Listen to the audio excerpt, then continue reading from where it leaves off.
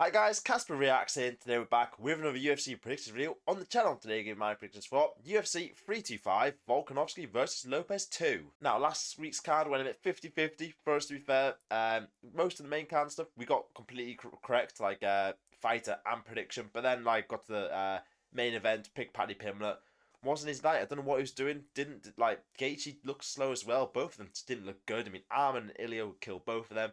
But yeah, Paddy didn't. I didn't even know if he shot one takedown. To be honest, it was a boring, weird. No, not boring fight. It was a good fight, but weird. That's from both of them. To be fair, but overall, decent card. To be fair, good start to the Paramount era. There's some finishes and stuff. So looking forward to this next week's card today. But before I get into today's predictions, make sure you guys are new around here and you're enjoying this content, you go down below and hit that subscribe button. It's free and it's really appreciated. Now, man, I ain't feeling too well at the minute. I mean, I'm coming down with some kind of cold, and I've also managed to fracture my rib as well. So I'm not in a good place, but I'm here to give my predictions for you guys. I'm not going to stop that. So, I was looking at this card. There's quite a few fights, 14 total, but I've decided I'm going to skip over the road to UFC bouts because I haven't. I'm not going to lie, I haven't watched them, and I just I can't really confidently give you picks on that. So I'm going to be fair to myself, and I'm going to skip over these road to UFCs and start off with this prelim of Khan Ofli and Yizha. Now, Khan Ofli is a Turkish man,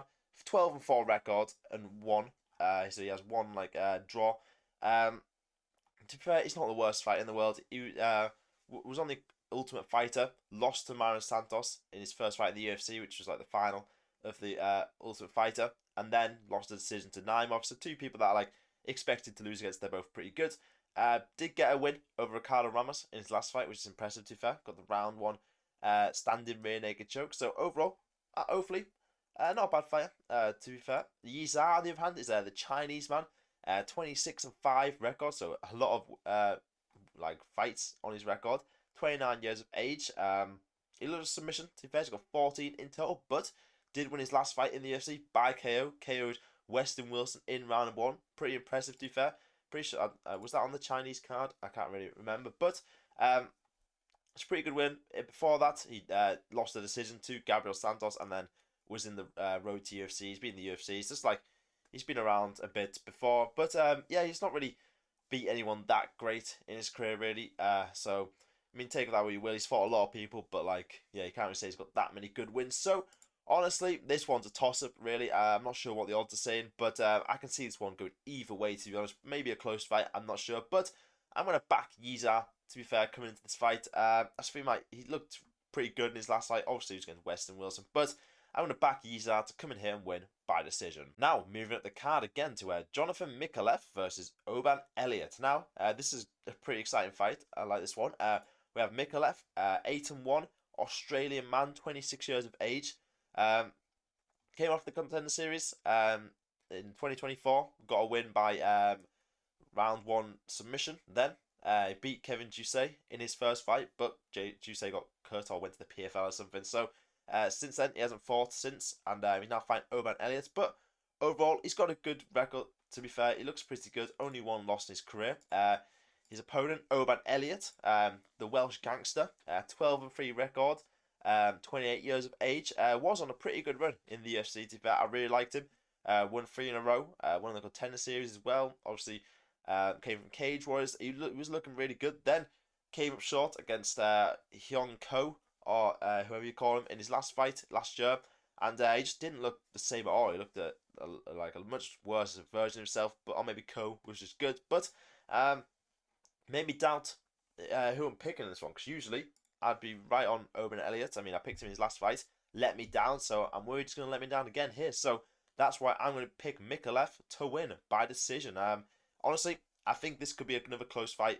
Not sure, but I'm backing the Australian man to win in Australia. I reckon Micallef gets it done. Now, moving up the card to Jacob Malkoun versus Torres Finney. Now, Torres Finney's back again.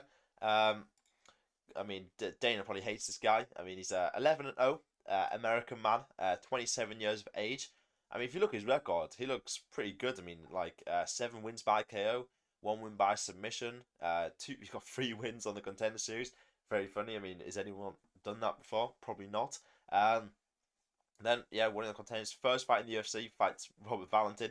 Gets a split. That split decision is really funny because of the fact that, like he basically, I don't even know if he threw a punch in the whole fight, but basically he's held Valentin down for 3 rounds, and then one judge gave it to Valentin because basically Torres didn't throw a punch. But I mean, it's quite funny that was a split decision. But obviously Torres Finney is he's a dominating opponent, even though he's not that like impressive in his wins. He gets the job done basically. But Jacob Malkoun on the other hand is an Australian man, 8-3 record, 30 years of age. Not the greatest UFC run to be fair. Has some decent wins.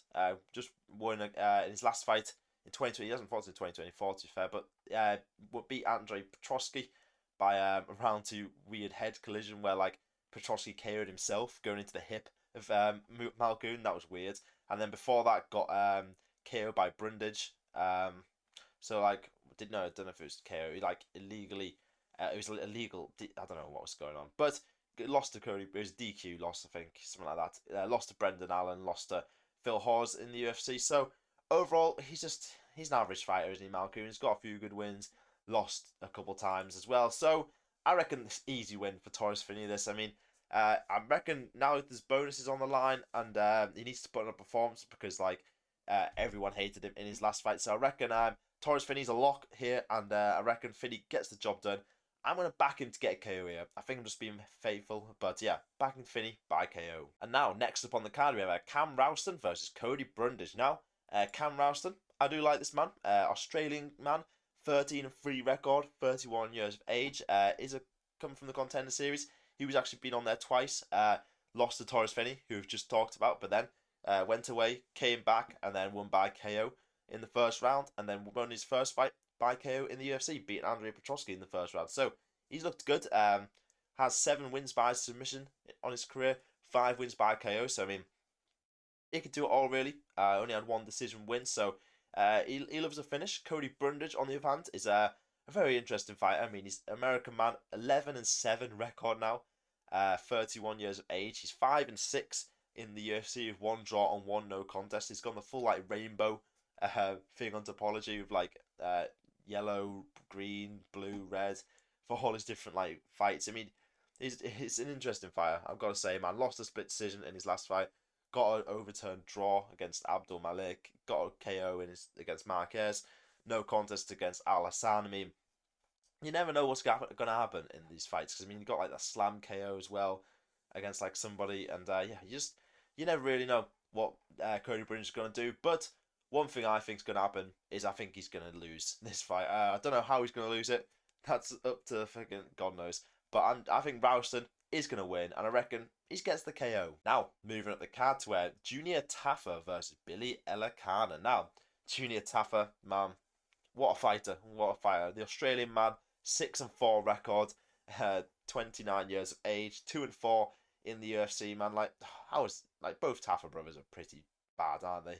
They're not too great at the minute. Like, his last fight for Tafa lost to Tuco to Cos by submission. Like, nobody's losing to Tuco to Cos. Come on, like, beat Sean Sharaf, to be fair play to him, but lost to Volta Walker, lost to Rodrigo de Lima before that. I mean, his last good win was Parker Porter. Like, what are we doing, lads? Tafa is a bit wanking. He's not great. Billy Elekana, on the other hand, is quite a good fighter. I mean, he's an American man, 9-2 record, 30 years of age, 2-1 in the UFC. Lost to Bogdan Guskov by guillotine, but we've seen Guskov has gone to like the heights of the division, just drawing. Did he draw to Blachowicz recently? I think that happened. But he beat Ibo Aslan by decision, submitted Kevin Christian in his last fight. Very impressive. So I've got high hopes for Elekana here. I feel like he should be winning this easily.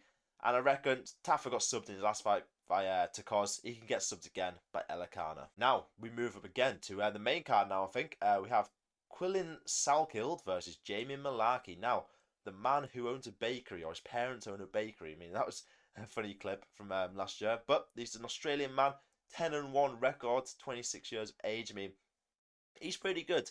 10-fight unbeaten streak, winning streak, because he lost his first ever MMA fight. But since then, he's just been getting wins. Literally, most of them coming by KO or submission as well. KO'd Haqparast with that head kick, which is awesome. In his last fight, I thought Haqparast had died the way he fell there.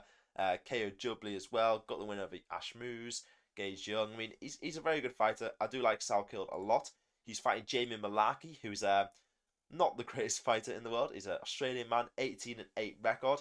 The only reason I picked him to win his last fight against Budoya because Budoya is even worse. I was like, I was thinking, who is worse at Mullarkey and Budoya? It was a tough one, but Mullarkey just about got it done. I mean, he got KO'd twice in a row by Ruffy and Hakparast.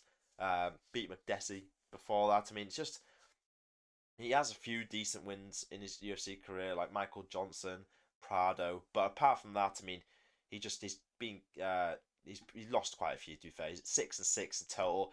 I feel like this is just it's a bit of a layup for Salkilld. Really, fighting his fellow Ozmate, I feel like Salkilld is going to win, and I reckon he gets the KO. Now, moving up the card to where Tai Tuivasa versus Tallison Teixeira. Now, Tai Tuivasa is finally back. I mean, God knows how this guy's still employed by the UFC. I'm probably still in the rankings, to be honest. It wouldn't surprise me if the heavyweight. But Tuivasa, I mean, 14-8 record for the Australian man, 32 years of age, 5-fight losing streak, and nearly a 4-fight finish streak as well until he fought Rowston. And that's the fact that he got a split decision is one of the funniest scorecards ever seen.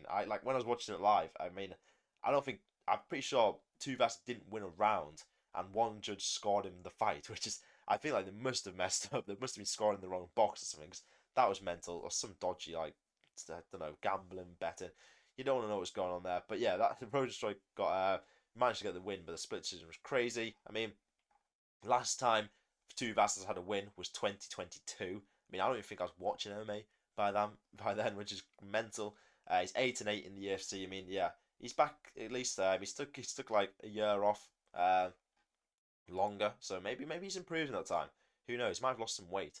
But he's fighting Teixeira, who's 8-1 Brazilian man, 26 years old, coming up in the his MMA career. To be fair, was undefeated when he came into the UFC, beat Justin Tafa by KO round number 1, and then fought Derek Lewis. But I mean, that's a pretty hard fight for your second ever UFC fight, and yeah, he got KO'd by Derek Lewis. Might be an early stoppage, can't really remember that far back, but I feel like he's going to bounce back here. I mean, if Tai Tuivasa wins, fair enough. I'd like to see him get back, to be fair. It would be sad to see him go out like this, but I think Teixeira should win here, and I reckon he's going to get the KO. Now, moving up, we have Rafael Fiziev versus Mauricio Ruffy. Now, Fiziev, I'm going to call him Fiziev. Fiziev, I don't really know how you say it, but the Azerbaijan man, 13-4 record, 32 years of age.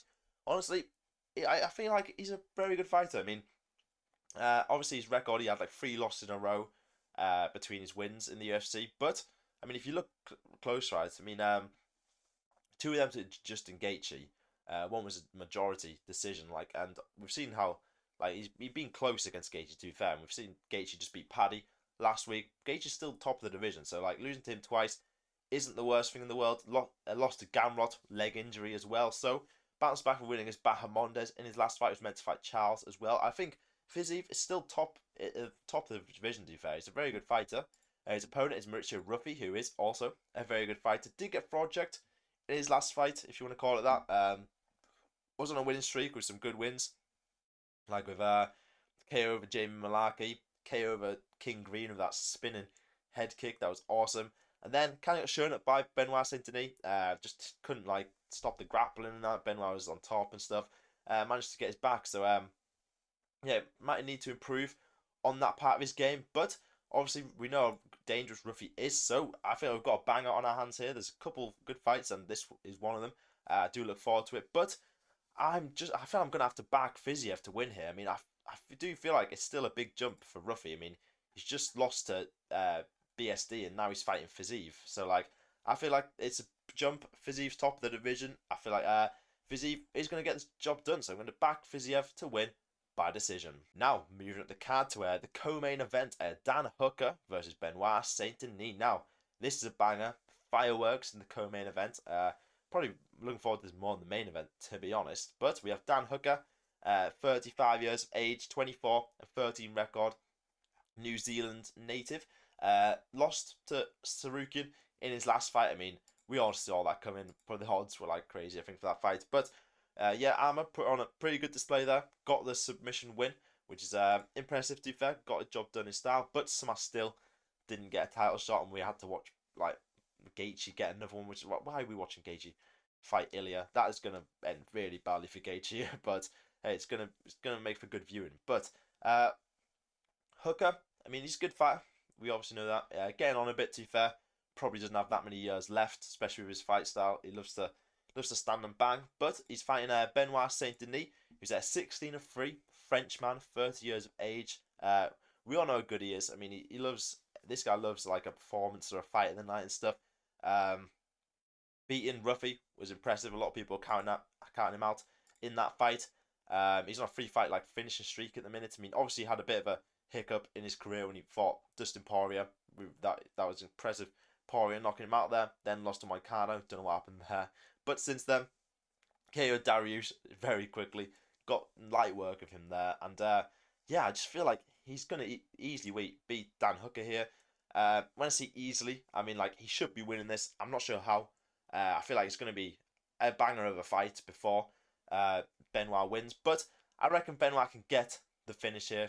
I feel like BSD, I think he's just a better fighter at the minute in his career. And I reckon BSD gets the win by submission. And now we move up to the main event, Alexander Volkanovski versus Diego Lopes. Now, before we even talk about this fight, I mean, like, I could talk about who else deserves this fight other than Diego Lopes. Like, why are we watching this fight again? Like, it would make sense if it was a really close fight and, like, Diego Lopes had, like, got a win in between or something. I don't know, but, like, I just don't see, like, well, obviously, you know, Diego Lopes did get a win in between, but it's like, if it was a close fight the first time, it was like, I don't know why we need to see this again. Like, there's other contenders ready, waiting. Like, Dana White just gave, like, Lerone Murphy performance of the year against Pico, but he didn't give him a title shot. Like, make that make sense? Evloev's sitting there waiting. Like, fucking, yeah, is going to probably call for it. How is yeah third in the rankings? That's mental. But, yeah, just, everyone deserves a title shot other than Lopes, I feel like. But we have this fight again, and I'm just hoping for another easy defense from Volk, to be honest. Like, honestly, I could give you a whole breakdown on that, but I've spoke about Volk a lot on this channel, to be honest. I've predicted so many of his fights, but like obviously Diego Lopes, very impressive win over Gene Silva.